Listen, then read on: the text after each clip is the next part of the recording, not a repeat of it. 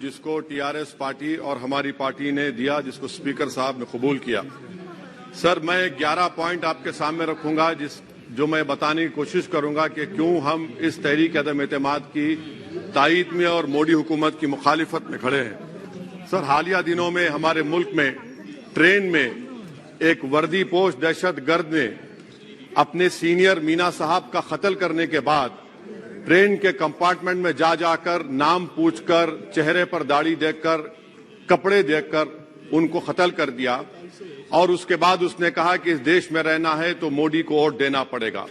मैं हुकूमत से जानना चाहूंगा कि क्या ये अक्सरियती तबके की एक्सट्रीमिज्म और रेडिकलाइजेशन की बेहतरीन मिसाल नहीं है, और अगर है तो फिर हुकूमत इस पर क्या करेगी।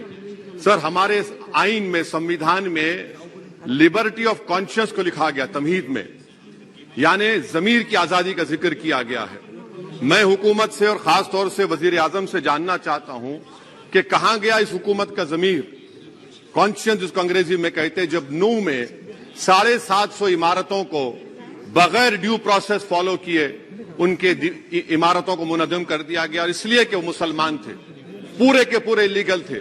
इसीलिए पंजाब की हाईकोर्ट और हरियाणा की हाईकोर्ट ने कहा कि ये एथनिक क्लेंसिंग है। इसकी एक बेहतरीन मिसाल है उस हुकूमत की। तीसरी है कि इस मुल्क में एक नफरत का माहौल, बल्कि एक आतिश को पैदा कर दिया गया, मुसलमानों के खिलाफ नफरत का माहौल। ये 9 साल का इनका ये कारनामा है।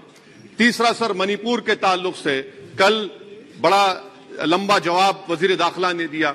सर, आसाम राइफल के ऊपर केस बुक हो जाता है, FIR हो जाता है। क्या हो रहा है वहां पर? कहां गया आपका कॉन्शियस, कहां गया आपका जमीर, जब वहां की महिलाओं की अस्मत रेजी की जा रही है?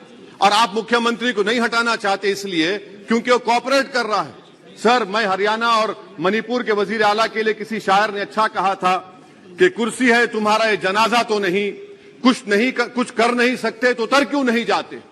आखिर कहां गया? उन ताबूतों में खो गया कि आपका कॉन्शियस, आपका जमीर, जहां पर 50,000 लोग बेघर हो गए, यानी 6 लाख हथियारों को लूटा जा रहा है। आखिर कौन सा आप इंचार्ज वहां पर हैं?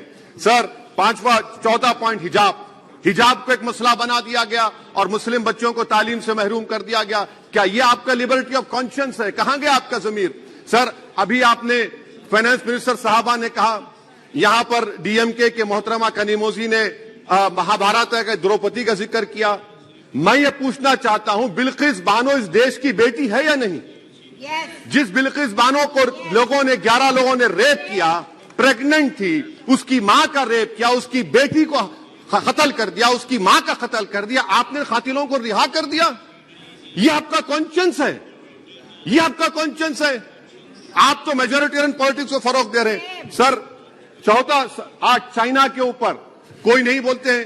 प्रधानमंत्री मोदी ने उस वक्त 2013 में, जब प्रधानमंत्री नहीं थे, कहा था कि समस्या बॉर्डर पर नहीं, दिल्ली में है। अगर हम अपनी जमीन पर हैं तो डिसएंगेजमेंट क्यों कर रहे हैं? क्या आज चीन हमारी जमीन पर नहीं बैठा है? क्या आज चीन से आप बातचीत कर रहे हैं? आप डिसएंगेजमेंट कर दिए। बताइए डीएस्केलेशन, डी इंडक्शन कब होगा? मैं आपके जरिए से हुकूमत को बता रहा हूं कि अगर प्रधानमंत्री ने अहमदाबाद में शी जिनपिंग को बुलाकर झूला झुलाया था, क्या हुआ? क्या नतीजा निकला उसका? चेन्नई दिखाया, क्या नतीजा निकला? सर, इसलिए चीन पर बोलिए, चीन को उखाड़ कर फेंकिए। सर, और एक पॉइंट जिस पर मैं मुखालिफ तायीद में खड़ा हूं, हाई इन्फ्लेशन है इस मुल्क में, हाई अनएम्प्लॉयमेंट है, स्टैग्नेटिंग कंजम्पशन है। इसकी वजह से महिलाओं में हाई एनीमिया लीड कर रहा है। ये हुकूमत इसकी जिम्मेदार है। सर, कुलभूषण जाधव कहां है? पाकिस्तान में बैठा है। आप क्यों नहीं लेके आते? आप विश्वगुरु कहते हैं, कुलभूषण जाधव को भूल गए आप। कतर में 8 नेवी ऑफिसर 1 साल से जेल में हैं, आप नहीं ला सके उनको। सर, और एक चीज, 1991 का प्लेसेस ऑफ वर्शिप एक्ट इस ऐवान में पास किया गया था कि तारीख के जख्मों को नहीं खुरेदा जाएगा। आप खुरोद रहे हैं उनको। मैं आपको इंतबाह दे रहा हूं, वार्न कर रहा हूं, इस मुल्क को 90 के दहे में मत लेकर जाइए। 91 का एक्ट सुप्रीम कोर्ट में जवाब दीजिए कि आपकी हुकूमत 91 प्लेस ऑफ वर्शिप एक्ट की कायम है, उस पर कायम रहेगी।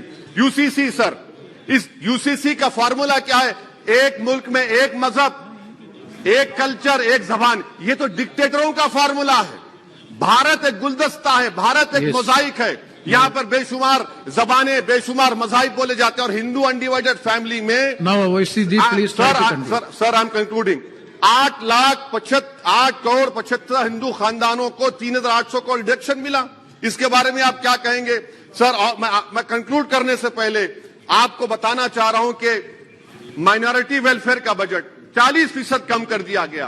पढ़ो प्रदेश, प्री मैट्रिक स्कॉलरशिप कम कर दी गई, मौलाना आजाद फाउंडेशन खत्म कर दिया गया फेलोशिप, और इसकी वजह से 1,80,000 मुसलमान हायर एजुकेशन में गायब हो चुके हैं। सर मैं इख्तिताम में कह रहा हूं कि पसमानदा मुसलमान से प्रधानमंत्री को बड़ी मोहब्बत है।